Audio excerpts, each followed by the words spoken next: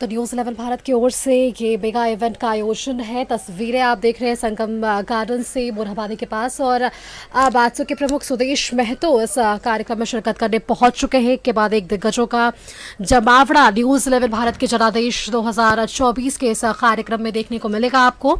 और ऐसे में अगले हमारे अतिथि होने वाले सुदेश महतो, जो कि आजसू के प्रमुख हैं, चुनाव बेहद नजदीक, कई मुद्दों को लेकर ये मुखर रहे हैं और जनता से बेबाकी से इन्होंने अपनी बातों को सामने रखा है। तो अब इनसे भी खास बातचीत होगी। इससे पहले हमने सीएम चंपाई सोरेन को सुना। जनादेश 2024 में हार्दिक खुशी है कि हमारे बीच श्री सुदेश महतो जी का आगमन हुआ है। माननीय विधायक महोदय और पार्टी प्रेसिडेंट हैं। आजसू पार्टी के कार्यकर्ता के रूप में सियासी सफर आपने शुरू किया है और कुशल नेतृत्व क्षमता हम सब देख रहे हैं। हम बहुत ही आदर के साथ आपको मंच पर आमंत्रित करते हैं। सर आप आए और आसन ग्रहण करें। और आपसे बातचीत करने के लिए अभिषेक सिन्हा, सीनियर पत्रकार, वरिष्ठ पत्रकार श्री अभिषेक सिन्हा जी को मैं आमंत्रित करती हूं और फूलों के साथ हम स्वागत और अभिनंदन करेंगे श्री सुदेश महतो जी का। एक ऊर्जावान नेता के रूप में हम आपको जानते हैं। खुद भी खिलाड़ी रहे हैं और फुटबॉल खेलना पसंद करते हैं।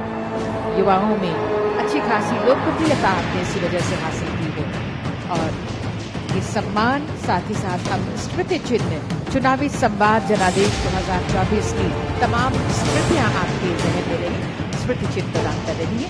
सीनियर रिपोर्टर अभिषेक सिन्हा जी से मैं अब निवेदन करती हूँ बातचीत का सिलसिला जारी करें।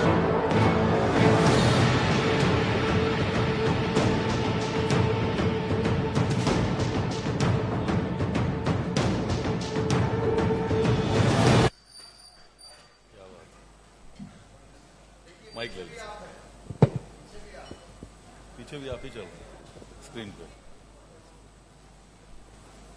नमस्कार। सुदेश महतो झारखंड के लिए परिचय के मोहताज नहीं, पूरे देश के लिए आज परिचय के मोहताज नहीं। सुदेश महतो का परिचय, सुदेश महतो का नाम अपने आप में परिचय है।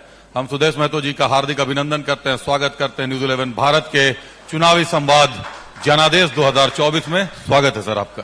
धन्यवाद जी आपका। 1986 में एक पार्टी की स्थापना होती है। 1989 के लोकसभा चुनाव में पार्टी लोकसभा चुनावों के विपक्ष में उतर जाती है, विरोध में उतर जाती है, लोकसभा चुनाव का बहिष्कार कर देती है। 1990 में बाकायदा 15 दिनों के अंदर 600 किलोमीटर की पदयात्रा करती है। निर्मल महतो साहब के कर कमलों से स्थापना किया गया, संस्थापक रहे आजसू के। 2000 में सुदेश महतो साहब चुनाव लड़े। इन्होंने भी चुनावी राजनीति में अपना पूरी तरीके से दाव आजमाया। लगातार सिल्ली से विधायक रहे। सिल्ली की विकास गाथा इनकी कहानी बताती है। लेकिन सर, आंदोलनों की पार्टी रही है आजसू। आज आप ही लोगों का कहना है भ्रष्टाचार चरम पे है झारखंड में, भ्रष्टाचार पर वार है, एनडीए का वार है। आंदोलन रुक से गए हैं, थम से गए हैं, तभी तो भ्रष्टाचार बढ़ रहा है। मैं जनादेश 2024 के चुनावी संवाद में आपका स्वागत करता हूं। जिस विषय को आपने रखा है, खासकर पार्टी के इतिहास को आपने रखा है। पार्टी आंदोलन के गर्भ से तैयार हुआ पार्टी है और इसके कार्यकर्ताओं में हमेशा एक विचार से पैदा हुआ, कार्यकर्ता की भूमिका में रहना पसंद करते हैं। हमारा मात्र केवल जिम्मेदारी इस लोकतांत्रिक व्यवस्था में एज ए पार्लियामेंट मेंबर या असेंबली मेंबर के रूप में उपस्थिति नहीं, बल्कि राज्य की आवश्यकताओं का नेतृत्व करना, राज्य की राजनीति के बेसिक बिंदुओं को उसके मुकाम पर पहुंचाना और उनका हल निकालना, ये हमेशा हमारे तर्क में रहा है। इसलिए कभी भी इस राज्य की जहां क्षति होती है या राज्य के विषयों का नुकसान होता है, राज्य की भावनाओं का हनन होता है, तो वहां पर पार्टी उसी रूप में दिखती है जिस रूप में ये प्रारंभ काल में थी। निश्चित तौर पर पार्टी उसी रूप में देखती है। लोकसभा चुनाव नजदीक आ गए हैं।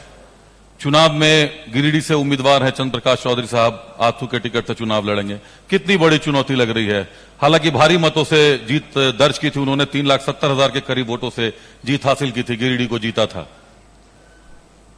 देखो, पार्लियामेंट इलेक्शन है और ये कोई राज्य के अंदर और किसी एक लोकसभा को केंद्रित करते हुए ये चुनाव नहीं होता है।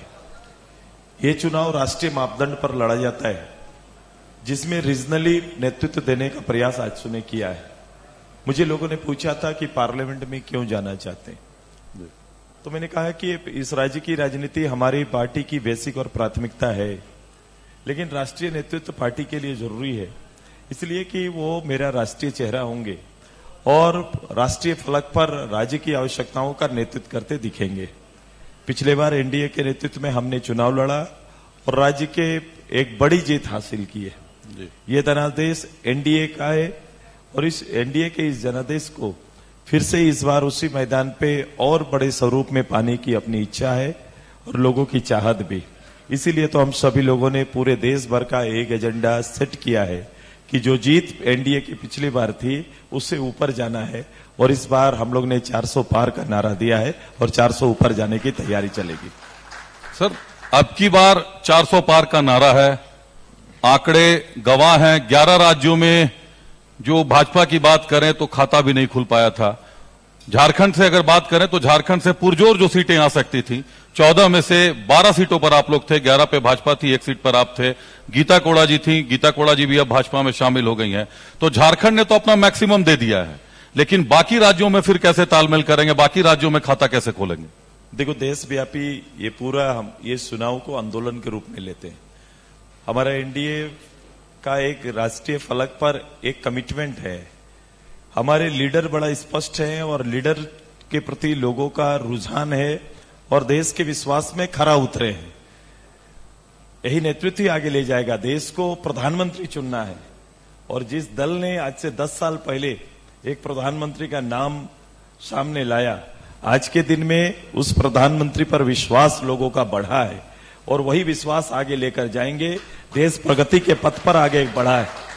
नित्यदिन प्रगति और भारत का संवाद अब विश्व पटल पर स्थापित हुआ है।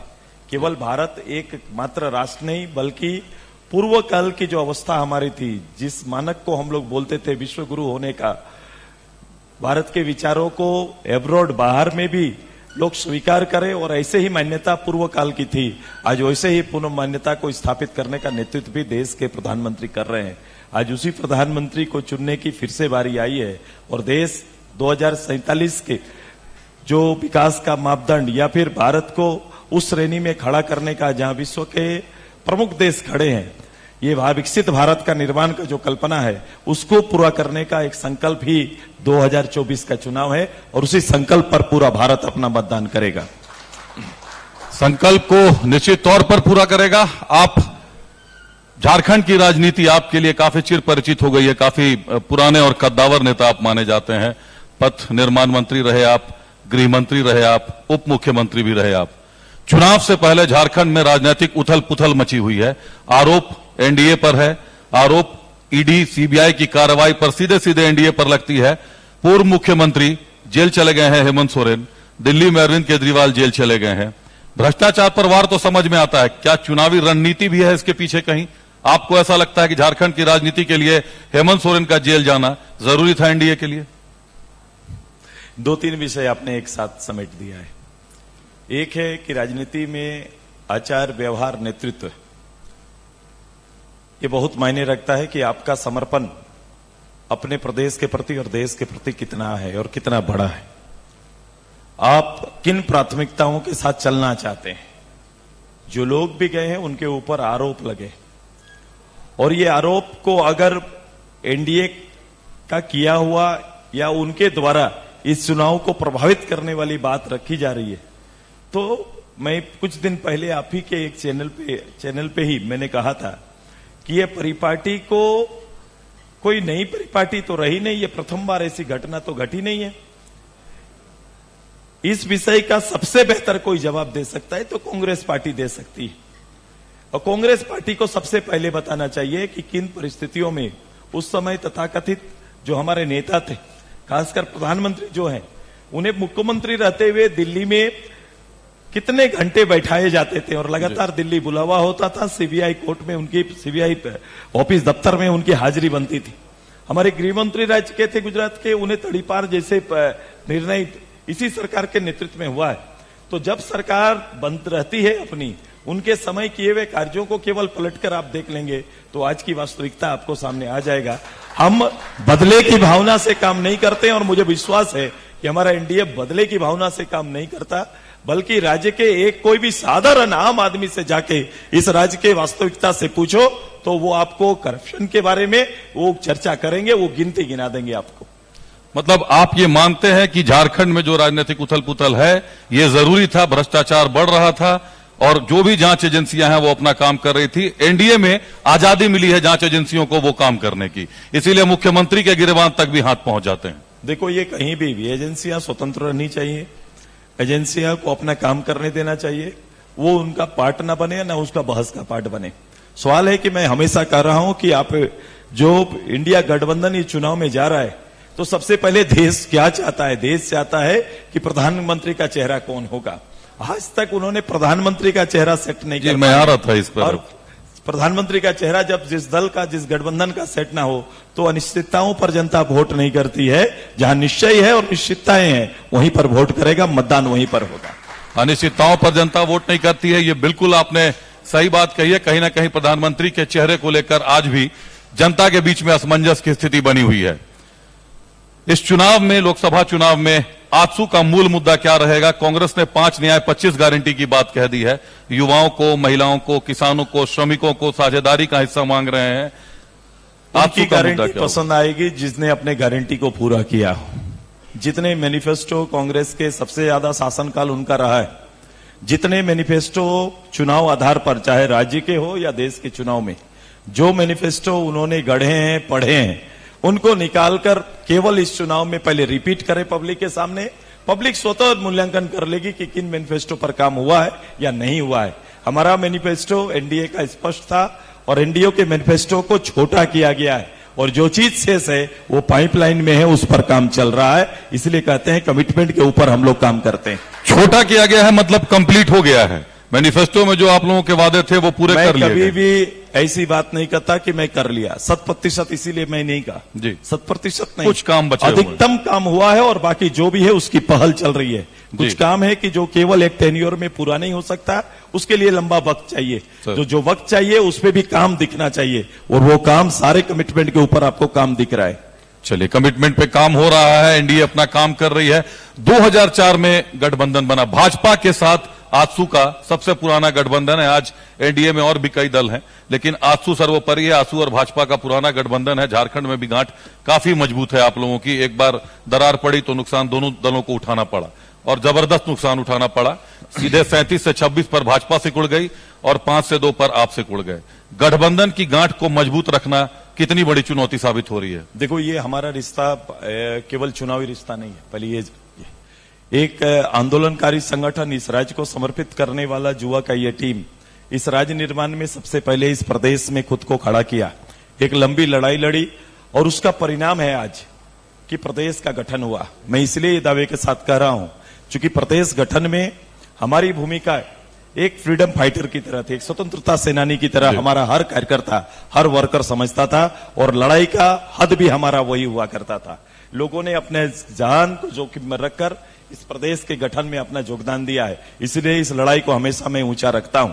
मैं उस समय की बात कर रहा हूं जब इस प्रदेश के नाम पर चलने वाला पार्टी जो लगातार यहाँ के लोगों को केवल वोट की राजनीति तक सीमित हो गया था, वो लंबे समय तक इसका निष्पादन न होना, लंबे समय तक झारखंड जैसे प्रदेश के जो गठन का उद्देश्य था उसको अनिश्चितताओं में डाल देना, ये सामने चल रहा था। उसी बीच में ईमानदारी से पहल किया हमारी भारतीय जनता पार्टी ने और आदरणीय लाल कृष्ण आडवाणी जी का ये समर्थन इस प्रदेश को मिला। तत्कालीन प्रधानमंत्री वाजपेयी जी का समर्थन इस प्रदेश को मिला और उन्होंने गंभीरता से प्रदेश को लिया और इस राज्य के गठन में ईमानदारी दिखाई। और हमने उस काल में तत्कालीन गृह मंत्री जी के साथ हम चुनावी राजनीति में नहीं गए, लेकिन राज्य गठन से पहले ही हमारे इस संघर्ष को उनके साथ जोड़ा और हमारा ज्वाइंट प्रेस कॉन्फ्रेंस आदरणीय लाल आडवाणी के साथ हुआ था और हमने इस राज्य के गठन के विषय पर हमने उन्हें समर्थन देने की बात की थी। वहां से लेकर आज तक का सफर हमारा साथ चल रहा है। हम रीजनली विषयों का नेतृत्व करने के लिए हम लोकसभा में जाना चाहते हैं, लेकिन राष्ट्रीय फलक पर राष्ट्रीय चेतना और राज्य का जो देश का जो बड़ा उद्देश्य है उसको भी आत्मसात करते हुए आगे बढ़ना चाहते हैं। 2019 के चुनाव में थोड़ी सी दूरियां आई थी, कहीं ना कहीं थोड़ा विवाद आया था। क्या मूल कारण रहे थे भाजपा के साथ की रास्ता आप लोगों ने अलग कर लिया था? हम अलग लड़े, हम ऐसा तो नहीं किए कि हम 53 सीटों पर आपने चुनाव लड़ा था। मेरी आपसे विषय अंतर हो सकता है जी, सीटों को लेकर अंतर हो सकता है जी, तो इसका फर्क पड़ा कि हम साथ में नहीं लड़े। परिणाम जो आया, ना लड़ने का एक परिणाम बनता है, एक साथ लड़ते हैं तो परिणाम बनता है, नहीं लड़ेंगे तो भी एक परिणाम बनेगा। तो उस परिणाम जो सामने है, सामने वाला गठबंधन वो अपने परिणाम पर विजय नहीं पाया, क्योंकि हमारा साथ न रहने का परिणाम है। इसका मूल्यांकन हर समय अखबार के लोगों ने किया है, आप करते रहते हैं। जनता के साथ पेशोपेश की स्थिति हो गई कि भाजपा और आजसू में वोट चले गए। लोगों ने ये कहा कि अगर ये साथ रहता तो ये कभी ना होता। तो आज हमने अपना अपना पक्ष का मूल्यांकन किया है और हम लोगों ने कहा है कि इस राज्य हित में हमें साथ चलने की आवश्यकता है और इसीलिए अब साथ चलेंगे। और कोई भी विवाद होगा, कोई विषय होगा, राजनीति होगा तो विषय आते रहेंगे, हम उसको मिल बैठकर साथ देंगे। और इस राज्य के बेसिक लोगों की मनोवृत्ति और इस राज्य के उत्थान के लिए हमें साथ चलना जरूरी है और हम इस काम को करेंगे। हमने कभी भी इसको दूसरे पक्ष पे नहीं चला गया कि मेरे आपसे नहीं बनी तो मैं दूसरे पक्ष खड़ा हो जाऊं। मैं खड़ा रहना पसंद किया, क्योंकि वो पक्ष इस राज्य के साथ ईमानदार नहीं है। इसलिए सुदेश महतो कोई दूसरा पक्ष चुनने का नहीं, बल्कि एकला चलो रास्ता तय किया था। आज फिर से जनभावना के साथ हम मिलकर चुनाव लड़ने का हमारा संकल्प को दोहरा रहे हैं। मैंने कहा कि पूरे देश में एनडीए के साथ हमारा लंबा संबंध है। जो बोल रहे थे कि पुराना सहयोगी में से निश्चित रूप से कई साथी आए गए, आजसू वहीं पर खड़ी है और इसको आगे बढ़ाने की तैयारी में है और इसके गांठ को मजबूत करने की तैयारी में है। 2019 के चुनाव के बारे में सुदेश महतो साहब ने बड़ी रोचक बात कही कि वो INDIA थे, उस समय तो यूपीए हुआ करती थी, यूपीए की जीत नहीं थी। कहीं ना कहीं भाजपा और आजसू के बीच वोटों का जो बंटवारा हुआ वो यूपीए के उम्मीदवारों को जीत दिला गया। अभी की बात करें, INDIA गठबंधन की बात करें तो जेएमएम ने हालांकि जेएमएम ने हमेशा दावा किया था कि एक साथ 5 सीटों पर उम्मीदवार उतारेंगे, लेकिन पहली प्राथमिकता उन्होंने सिर्फ 2 सीटों पर दी। पहली दुमका, दूसरी गिरिडीह। दुमका से सीता सोरेन उम्मीदवार हैं, जो शिबू सोरेन सुप्रीमो रहे हैं, झामुमो के संस्थापक माने जाते हैं। शिबू सोरेन की बड़ी बहू रही है, वो लड़ रही है एनडीए की तरफ से और वो ये मानकर चल रही थी कि चुनौती में कोई नहीं आएगा, सोरेन परिवार से भी आती हैं। दूसरा उन्होंने गिरिडीह को लिया। क्या आप भी मानते हैं कि सबसे बड़ी चुनौती INDIA के लिए गिरिडीह और दुमका ही है? मैं ये नहीं समझ पाता हूं कि ये पार्लियामेंट में जाना क्यों चाहते हैं जी। इसलिए कि पार्लियामेंट पद खाली है और चुनाव लड़ना जरूरी है।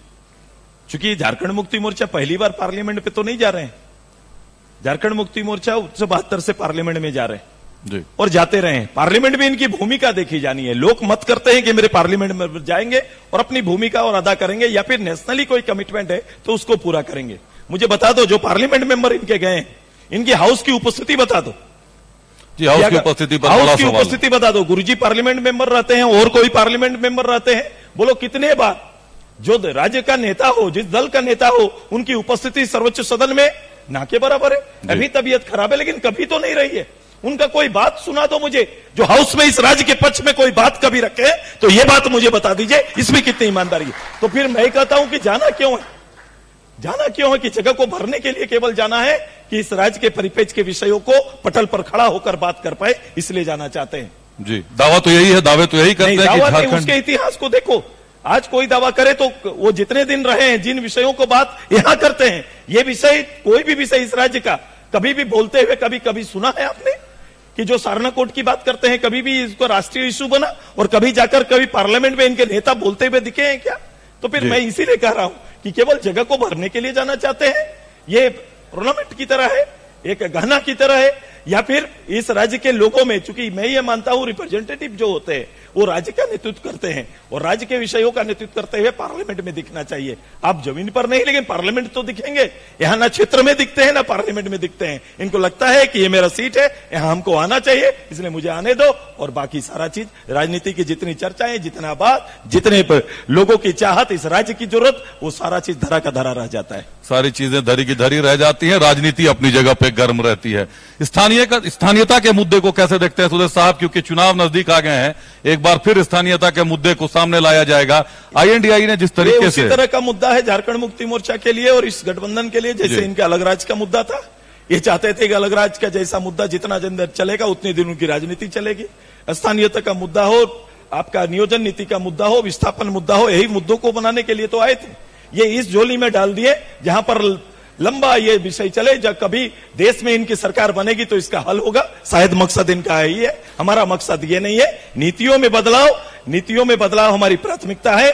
जो नीतियां बनी है उससे हटकर इस राज्य में, चूंकि ये निर्णय राज्य को लेना है, ये कोई केंद्र को लेने वाला निर्णय नहीं है। कई राज्यों में ले लिया, मैंने सुना ये लगातार बोल रहे हैं कि जातीय जनगणना कराएंगे। ये भी कल भी आज भी इनका मैनिफेस्टो में आया। मैं कह रहा था कि जातीय जनगणना कराना पिछला मैनिफेस्टो में स्टेट में था, स्टेट में आपकी गवर्नमेंट थी, किसने रोका था?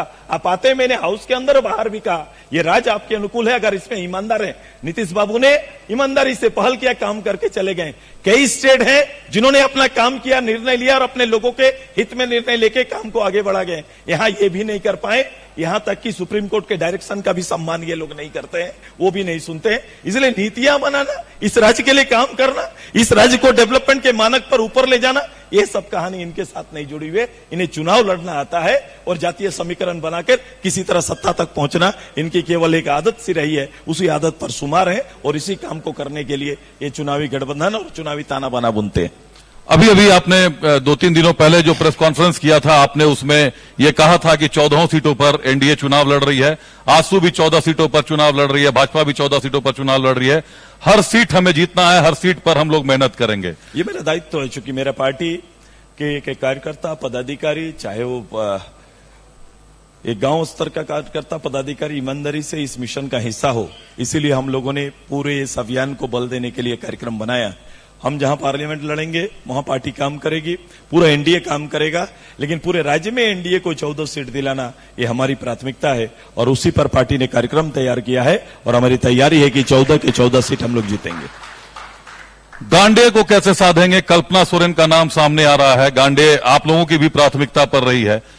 पूर्व मुख्यमंत्री हेमंत सोरेन का विक्टिम कार्ड कह लें या उनका जेल जाना कह लें, ये चरम पर रहेगा। आदिवासी वोटर्स को साधना बड़ी चुनौती बनेगी आपके लिए।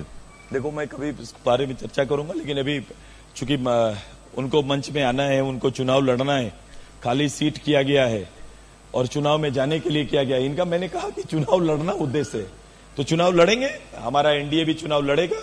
जो कैंडिडेट आए हैं उस पर हमने अपने पार्टी के सहयोगी साथी के साथ हमारा विचार चल रहा है। हम लोग उस विचार करेंगे और कोशिश करेंगे एक अच्छा टक्कर उनको दे पाए और हमारी जीत वहां सुनिश्चित हो, इसके लिए भी हम लोग काम करेंगे। तो आप लोगों ने तो दिलीप कुमार वर्मा के नाम की घोषणा की है, कितने कद्दावर साबित होंगे कल्पना सोरेन के सामने? मैंने पहले भी कहा, आज भी दोहरा रहा हूं, ये प्रत्याशी जो नाम आया है, जिस प्रत्याशी को रखा गया है, हमारे लोग भी वहां काम कर रहे हैं, हमारे लोग मेहनत कर रहे हैं। ये दोनों के सामने एक समन्वय बनाना जरूरी है और ये देखना है कि जिस चुनाव पे हम जा रहे हैं, जिस चुनाव को हम लड़ेंगे, इस चुनाव को हल्के से नहीं लेकर मजबूती से चुनाव को हमको लड़ना चाहिए। और पूर्व में वो एनडीए का सीट रहा है और कैसे एनडीए वहां पर आए, मेरी पार्टी जमीन पर काफी मजबूत है। इस विषय को लेकर हमारे गठबंधन के अंदर चर्चाएं होंगी। मतलब गांडे को लेकर यह संभव है कि आजसू भी अपने विचार रखेगा एनडीए में जो पार्टी की बैठक होगी? हम लोग संयुक्त रूप से करेंगे। प्रत्याशी के नाम पर आपको कोई उसमें कहीं आनाकानी नहीं है? आजसू मैंने कहा कि संयुक्त रूप से चर्चाएं होंगी। मैंने अपने पार्टी के लोगों का भावना जाना है वहां की भावना के आधार पर एनडीए के पटल पर यह बात होंगी, चर्चाएं होंगी और आपको एक अच्छा निर्णय दिखेगा। गिरिडीह के लिए मुख्य जन मुद्दा क्या होगा गिरिडीह की जनता को साधने के लिए? देखो, मैं इंडिविजुअली नहीं करता, मैं हर जगह को मैं जो सिल्ली की तरह देखता हूं। आप अभी मेरे नाम मेरी चर्चा कर रहे थे तो एक जरूर आप ये कह रहे थे, मैं उस पे आऊंगा अगले सवाल पे। इस मानक को जो स्थापित मैंने किया है, मेरी कोशिश राज्य भर में, गिरिडीह कल कहां था, किस परिस्थिति में था, उससे आगे निकलना पड़ेगा। मेरे सांसद साहब ने राष्ट्रीय फलक पर काफी कामें की है, काफी नेतृत्व किया है और जो ना होने वाला विषय, जो विलुप्त प्राय या जो सबसे बड़ा न्याय का विषय था, खासकर 1.5 लाख परिवार पूरे कोयलांचल से विस्थापित है। आजादी से पहले से वहां पर माइनिंग का काम चल रहा है। भारत सरकार ने विस्थापन और माइनिंग के बीच में एक बीच का रास्ता तैयार किया था और उसी रास्ते को कानून का रूप दिया, लेकिन वो कानून कभी भी पब्लिक हित में, स्थापित हित में काम नहीं कर पाया था। हमारे प्रतिनिधि ने इस पर जोर देकर पहली बार ट्रिब्यूनल जैसे चीजों को नीचे लेकर आए हैं और इस पे बीसीसीएल के बीच में पहली बार बात और चर्चा प्रारंभ किया। अब ये वहां संभव हो पाएगा। जो तीसरी पीढ़ी अपना खाता पर्चा लेकर अपना हक की बात कर रहे थे, उन्हें अब न्याय मिलेगा और वो अपने पक्ष की बात सही रूप से रख सकते हैं। ये सबसे बड़ा वहां पर काम हुआ है। ग्रामीण सड़कों के बारे में, हेल्थ के सिस्टम के बारे में हम लोगों ने एक रिकॉर्ड कार्ड वहां पर अभी जारी किया है, आप उसको देख सकते हैं। संजीदा से उस क्षेत्र में हम लोगों ने काम और उसको एक मानक, डेवलपमेंट के मानक पर ऊपर ले जाने या मेन स्ट्रीम में लाने की तैयारी चल रही है। जी, छात्र जीवन से आपने राजनीति शुरू की। AJSU, AJSU, all Jharkhand student union, यहां भी छात्र शामिल हैं। झारखंड में प्रश्न पत्रों के लीक का मामला हमेशा चरम पर रहा। जेपीएससी विवादों में रहा, जेएसएससी विवादों में रहा। आजसू कहीं रुकी हुई से दिखाई दे रही है। छात्रों के लिए जो आंदोलन, चरणबद्ध आंदोलन जब आप थे छात्र जीवन में, उस समय जिस तरीके से चलते थे, उस तरीके से अब नहीं दिखाई देता। क्या कैडर नीचे कमजोर पड़ रहे हैं आजसू के? विषय बदला है। हमारा आंदोलन इस राज्य के गठन के लिए था जी। छात्र निकलकर प्रदेश गठन के लिए आंदोलन करते थे। छात्र अपना पूरा पढ़ाई, अपना सर्टिफिकेट जला के उसमें जाना पसंद करते थे कि पहले राज्य जैसे पहले राष्ट्र होता है ना, उनके दिमाग में अपना राज्य चल रहा था कि मेरा राज्य स्थापना होना ज्यादा जरूरी है। आज नियोजन की बातें हैं कि अपने प्रदेश के अंदर बेहतर नियोजन हो, इसके लिए नीतियां बने और उन्हें ऐसा अनुकूल व्यवस्था दिया जाए ताकि राज्य के अंदर में वो अपना काम सहज से कर सके, वो पढ़ाई भी पूरा करे और फिर नियोजन के लिए भी अपना नाम को सामने ला सके।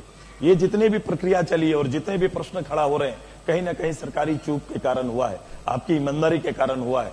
तो ये ज्यादा जरूरी है कि सड़कों पर अगर छात्र हैं तो वो अपने भविष्य के निर्माण के लिए हैं। ये भविष्य निर्माण के लिए आपका प्लान सही नहीं है, आपका प्लान को स्वीकार नहीं किया, इसीलिए छात्र सड़क पर हैं। इसलिए सरकार की फिलोटी यही है, जो सरकार विफल रहती है वो सरकार, उस सरकार में छात्र सड़क पर रहते हैं। ये विफल सरकार है, इन्होंने कोई प्लान तैयार नहीं किया। आज भी जो परिणाम आए हैं, जो साल में 5 लाख काम देने की बात करने वाली सरकार, मैंने कहा कि 8000 नौकरी देते देते हाफ गई है। आज देखो ना 2, 3, 4 परिणाम आए हैं। जो रीजनल बात करती है, रीजनल पार्टी होने का दावा करते आई है, आज देख लो जो एग्जाम के परिणाम आए हैं, उस परिणाम में कौन कौन कहां के छात्र हैं, कहां के छात्रों को प्रतिनिधित्व करने का नौकरी में अवसर मिला है। इसको अगर निकाल के आप देख लीजिएगा तो आपको पता चल जाएगा इनकी कथनी और करनी में कितना फर्क है और ये प्रदेश के युवाओं के साथ, छात्रों के साथ कितना ईमानदार है। नहीं, छात्रों के साथ ईमानदारी तो आपने बिल्कुल वाजिब सवाल उठाया, लेकिन बात जब जेएसएससी की करें, नीरज सिन्हा साहब चेयरमैन थे जेएसएससी के, उनसे पूछताछ तक नहीं की जा रही है, अभी तक पूछताछ नहीं की गई है। उन्होंने अपने बनाए कानून को फॉलो नहीं कर रहे हैं। जब मैंने प्रथम प्रश्न, मैं इसीलिए आप पे आ रहा था, आपने विधानसभा में बाकायदा इसको उठाया था। इस आदरणीय मुख्यमंत्री का, नए मुख्यमंत्री का, और हाउस में पहला आश्वासन था। देखे होंगे कि जब हमें हाउस पर अपनी बात रखे थे, उस समय मुख्यमंत्री खड़ा हुए और सबसे पहला जवाब दिए कि सुदेश बाबू के प्रश्नों को मैं गंभीरता से लेता हूं और इस पर मैं काम करके दिखाऊंगा। इतने महीने बीत गए, साहब को फुर्सत ना मिला और उस पर कोई निर्णय न आया। जो निर्णय, जो कानून उन्होंने परीक्षा लीक पर बनाया था, आज तक उस पर 2 कदम न चले। किसी पर भी, एक भी किसी पर भी कोई कार्रवाई ना हुई, ना उसका कोई परिणाम निकला है। मतलब कुल मिलाकर पार्ट 2 भी पार्ट 1 की राह पर ही चल रहा है। सिल्ली के विकास पर एक आखिरी सवाल पूछ लेता हूं आपसे। सिल्ली विधानसभा क्षेत्र कहीं ना कहीं दूसरे कई विधानसभा क्षेत्रों से अलग दिखाई देता है। सिल्ली के विकास गाथा के पीछे राज क्या है सुदेश महतो साहब? विधायक तो यहाँ पे 81 हैं। मैं जो काम करता हूं बड़ा दिल करता हूं। मैंने राजनीति स्वीकार की तो मेरा केवल ये पार्ट टाइम काम नहीं है, मैं फुल टाइम वर्कर हूं इसका, एक कैडर हूं मैं। और मैं जानता हूं कि मेरी जिम्मेदारी कितनी बड़ी है। अगर विधायक हूं तो विधायक के रूप में मेरी जिम्मेदारी, मैं राज्य का मंत्री हूं तो उसके रूप में जिम्मेदारी, मैं पार्टी का अध्यक्ष हूं तो उसके रूप में मेरी जिम्मेदारी। मैंने तीनों जिम्मेदारी को उसी रूप से हम लेकर चलते हैं और ये जिम्मेदारी का ही वह बोध है कि मैंने आज उसको वहां पर खड़ा कर दिया जहां मैंने प्रारंभ किया था तब शून्य था। सिल्ली में विकास जैसे शब्द का कोई उत्पत्ति नहीं हुई थी। आज यहां से चलो तो राज्य में अगर विकास का बेसिक मानक पर कभी भी चर्चा करेंगे, बात करेंगे तो कई विषयों पर केवल आपको सिल्ली दिखाई देगा, कोई दिखाई नहीं देगा। निश्चित तौर पर इस बात को मीडिया भी स्वीकार करती है कि आप 81 विधानसभा क्षेत्रों में घूमेंगे तो सिल्ली आपको कहीं ना कहीं अलग दिखाई देगी। सिल्ली के पीछे कहीं ना कहीं सुदेश महतो का वजूद है, सुदेश महतो का कद है, सुदेश महतो का काम है और काम बोलता है, यह विधानसभा क्षेत्र बोलता है। इन्होंने बताया कि मैं आज भी अपने आप को एक मामूली कैडर मानता हूं और मैं ये स्वीकार करता हूं कि मैं आज भी समर्पित हूं।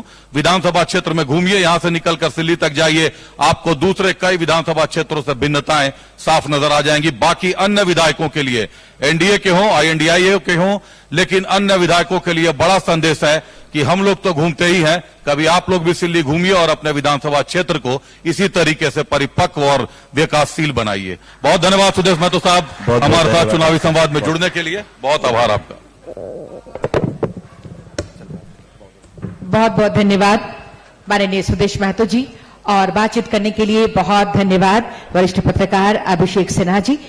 संवाद स्थापित करने के लिए पुनः हम सबकी तरफ से बहुत बहुत धन्यवाद। और ये न भूलने वाली तस्वीर जरूर साथ में लेना चाहेंगे। चुनावी संवाद जनादेश 2024 के अवसर पर हमारे बीच उपस्थिति हुई है माननीय मंत्री कृषि पशुपालन एवं सहकारिता विभाग झारखंड सरकार श्री बादल जी की। आपका हम इस मंच पर बहुत स्वागत और अभिनंदन करते हैं।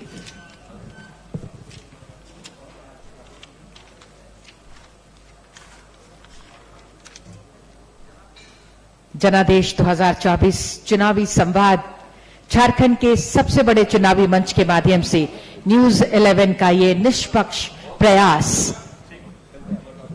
कि राज्य के माननीय मुख्यमंत्री, मंत्रीगण, केंद्रीय मंत्रियों सहित राजनीतिक गलियारों के सभी प्रमुख हस्तियों को हम शामिल कर सके, उनके कार्यों, उनकी सोच और उनकी पार्टी की विचारधारा और भविष्य की योजनाओं से हम